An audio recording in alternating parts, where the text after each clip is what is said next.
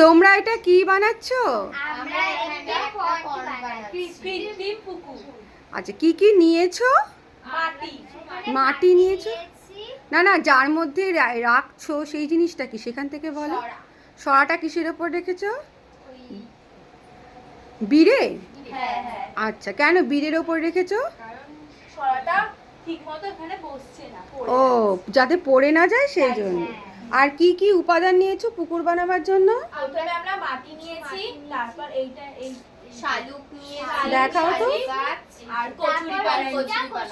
আচ্ছা, এইগুলো কি জলজ উদ্ভিদ? হ্যাঁ, এগুলো জলজ। আচ্ছা তার মধ্যে আমরা একটা শুকনো মাটি দিচ্ছি। আচ্ছা, আমি দেখি ভিডিও করি কিভাবে স্টেপ বাই স্টেপ করছো। আর মাটি দিতে হবে? না না। এবার কি করবে? এবার ওইটা আমরা পুরোটা জলটা কি পুরো সরার এটা ভরে দেবে, মানে সরাটা? হ্যাঁ। যদি কম পড়ে আবার জল দিতে হবে তো? ওই তো বোতল আছে, দিয়ে দাও।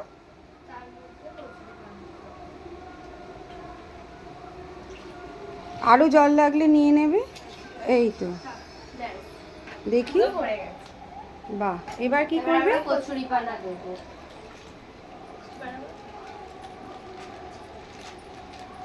আচ্ছা, তোমরা কোনো মাছ জোগাড় করতে পারোনি তাই না? মানে বর্ষার জলে আর কি মাছগুলো আরো গভীরে চলে গেছে হয়তো, সেই জন্য জোগাড় করতে পারোনি।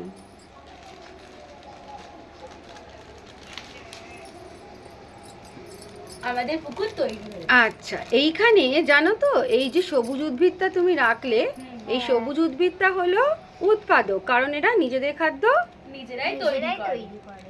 কিন্তু মাছ হলো তোমার গৌণ খাদ্য। কিন্তু মানে এখন যা পরিস্থিতি, বৃষ্টির জন্য তোমরা মাছটা জোগাড় করতে পারিনি। ঠিক আছে। এই হলো মোটামুটি একটা সব মানে ওই দেখ ফুটছে। একটা পুকুরের বাস্তুতন্ত্র। বা এমনিতে কিন্তু খুব সুন্দর হয়েছে জিনিসটা। তোমরা এটাকে, এই পুকুরটা কিন্তু সাবধানে রেখে দেবে। হ্যাঁ, বলছি তো তাই।